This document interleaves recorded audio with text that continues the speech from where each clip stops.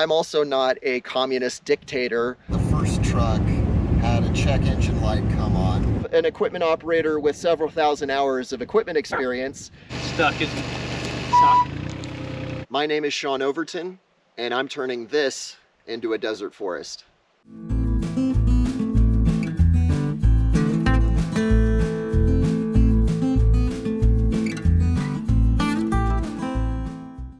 Life in the desert revolves around water.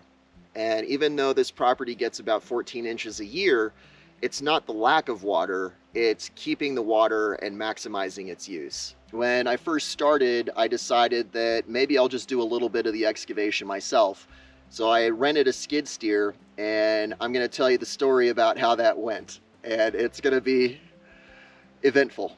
As always, the easiest way you can support the channel is to think of one person that would enjoy watching this video and share the link with them. If you hear that beeping in the background, it's because Brandon is moving a mini excavator to dig microcatchments. Back in February, when I bought the Dustups ranch, that torrential rain that comes in the summer was at the top of my mind.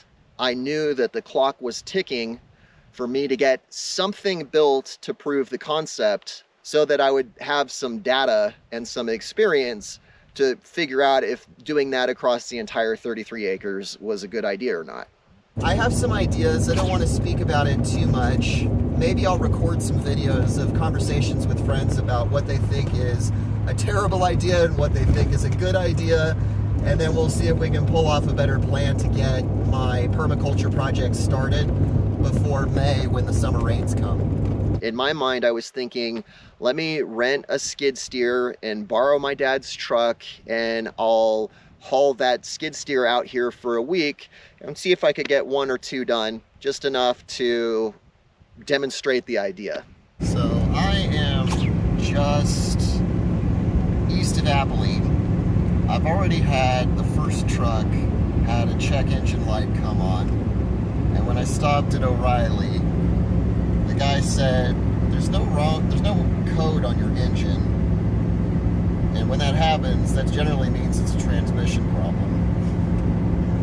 So before I go haul a 6,000 pound skid steer and a 1-ton trailer or however much it weighs, I thought, you know what, I'm not gonna risk a transmission problem when I'm 4 hours from the place where I'm renting this stuff.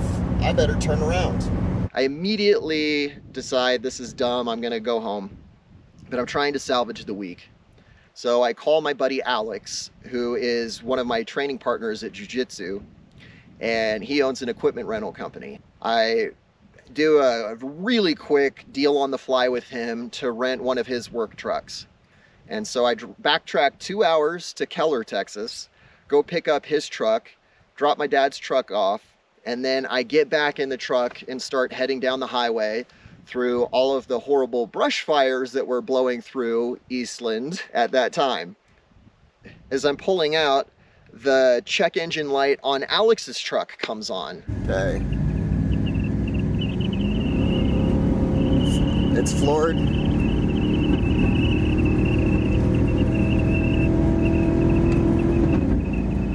So I stop at O'Reilly again and have the guy read the engine code. So you got a random misfire, Okay, and then fuel trim system link bank 1, which could be your fuel rail, okay. and then HO2S circuit low voltage bank 1 center 2, so it's usually like catalytic converter or something. Okay. I didn't catch a lot of what he said. All I heard was blah, blah, blah, catalytic converter, blah, blah, blah, random misfire. That just sounds really bad. You hear that lovely noise in the background, that whistling? That means that I don't know what I'm doing when it comes to tying my equipment down. That's hardly a surprise because I'm a total amateur and I don't know what I'm doing. I'm in the middle of Odessa right now. I just got done getting the check engine light scanned because this truck has more than 100,000 miles on it and it's maintenance time, and I haven't, well, the maintenance needs to be done. So we're dealing with some known issues, and I did get that scan complete, and the owner of the truck said he thinks it's fine to take out there as long as the truck is behaving okay. And it does feel fine, there's no weird issues. But my timeline is so blown.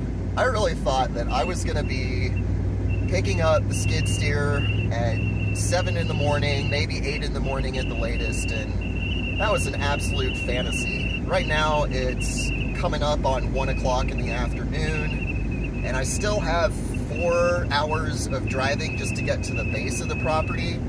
So I'm coming to terms with the fact that I'm just not going to get out there today. I think the best case scenario is me picking up this skid steer and then sleeping the night in Van Horn and doing my best tomorrow morning and just admitting that I'm an amateur and it's okay and everything's going to take 3 times as long as it should.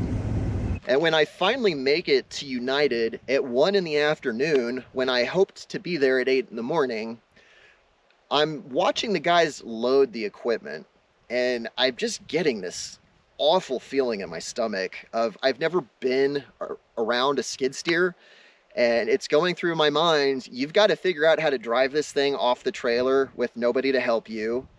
You don't have the manual for this thing. You don't have internet access out there.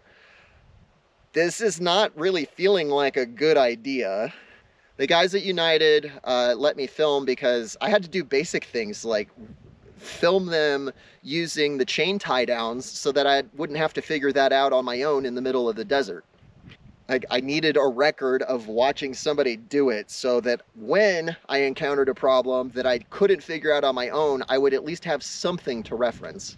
And articulating this story to you is making it more clear to me what a horrible idea this all was, because I was woefully under-equipped to even think about pulling that off.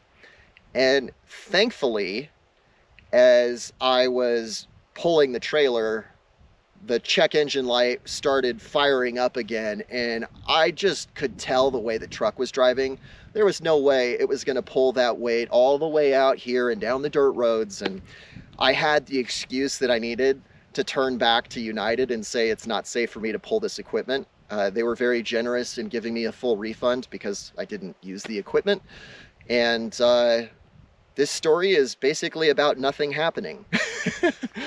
But I want it to be about the learning process. So when people say, Sean, why don't you come out here and do it yourself? Well, I'm totally unqualified to do it myself. It's way smarter for me to have the help of somebody that knows what they're doing before I risk coming out here and having catastrophic problems. Yeah!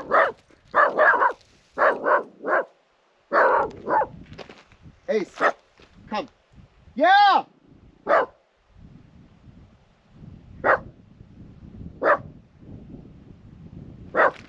Well, I didn't bring the radio, and Brandon is coming over here, which means there's probably something that went wrong, which is a great example of, here I have an equipment operator with several thousand hours of equipment experience, and stuff is going wrong, so I'm going to go deal with that. The radios just aren't working for us, huh? Oh, I forgot to bring it. It's my fault. Oh, tits. Well, the track is off. Okay. I didn't have tools or anything. Couldn't raise you, so here I am. Yeah. To get you and the tools. Brandon ran the equipment and got in this really awkward position where he was able to use the bucket to push on a cylinder, and then you just see this grease spewing out. It's kind of gross. But the nice thing is it removes the tension on the track. That set me up so that I was able to manipulate the track and just set it right on. We just got to fill it up with grease, and that'll replace the tension. This is raising up, watch. Oh, wow. Yeah. Sweet.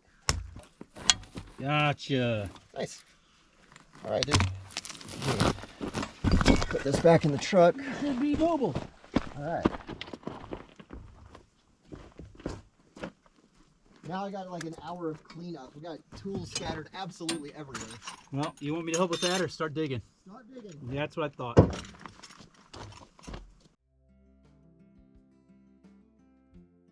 I have a huge vision for what I'm going to do with this property. It's 320 acres. I need to not just accomplish my dream, I need to do it on a very tight budget. The comments of the first video were full of helpful suggestions. People suggested digging a well, installing fog nets, running dehumidifiers. Those ideas all have merit, but they're going to be incredibly expensive to do at scale, which, by the way, when everybody's saying, oh, just buy an airplane and just bring in a bulldozer and add in an airstrip or fly in by a helicopter. I'm not a millionaire. I own a small business. Restoring a large, devastated ecosystem at scale isn't just something that's theoretically possible. It's already been done before. John Liu documented the terraforming of the Loess Plateau in China back in the 1990s. And I think the Dustups Ranch is huge at 320 acres, but the Loess Plateau and the area that was terraformed is over 8 million acres. Look at the transformation that John Liu documented and compare that same brown wasteland that you saw on the Loess Plateau to the brown, honestly, wasteland behind me. It's a night and day difference. On 8.6 million acres, China transformed a barren wasteland into a lush grassland and tree canopy. What got me excited was realizing that the Dustups Ranch is a geographical cousin to the Loess Plateau. My latitude is about 5 degrees further south. There's a little less rain. It's a little hotter, but it's a little more humid. But you can look at these figures on the video and decide for yourself if you think this is a fair comparison. My land is 0.003% the size of the Loess Plateau. So I know it's doable. But I'm also not a communist dictator with forced labor at my disposal. So a lot of the transformation on the Loess Plateau was done by hand. And thinking about terraforming 8.6 million acres with hand tools is just, it's utterly incomprehensible. The critical strategy of the Loess Plateau project wasn't finding the magical species to do everything with, which is honestly, I think, the mistake that I really focused on for probably the first 6 to 9 months, is thinking about the plants to pick. But really the lesson of the Loess Plateau is the emphasis on soil hydration, capturing every little raindrop you can, and then if you have water, stuff is going to grow. I believe that running a bulldozer to emulate the Loess Plateau would probably cost at least a few $1,000s per acre. If I'm going to spend that much money, it seems like it would be a lot wiser to just buy healthier land to begin with. I have to find a way to get the maximum result with the least amount of input. This particular soil can soak about a foot of water per hour. It's all sandy loam with very little organic matter. And again, I've already run my own test in the microcatchment where we filled it with water and watched it drain just to get a sense for how quickly it's going to absorb water. I've been approached by 24 different companies trying to sponsor content on Dustups, and I've turned them all down. Today's sponsor is actually my idea. I asked them if they'd be okay with me promoting their boot because it's my friend's brother's company. They're a new company making a traditional boot out of South Africa called a veldskoen, called a veli. It's a chukka type boot that I wear absolutely every single day. I intentionally did not polish my boot or make it look awesome because I want you to know that I really wear these every single day. You can see the tread in the footwear. You can see that this leather has been worn and abused a little bit because I wear this on the Dustups Ranch. I wear it on Sunday mornings to church, which I do polish it before I go to church. But this is an absolutely awesome utility boot. I love the low heel. The leather is absolutely butter soft. It feels great on my feet. It's a logical product that has a strong connection to the ranch. And when you buy this boot, you are supporting the Dustups project. You're supporting my friend's brother's small business. And in the process, you're getting an awesome boot that'll last you the rest of your life. It's just the transport, man. It's a bit.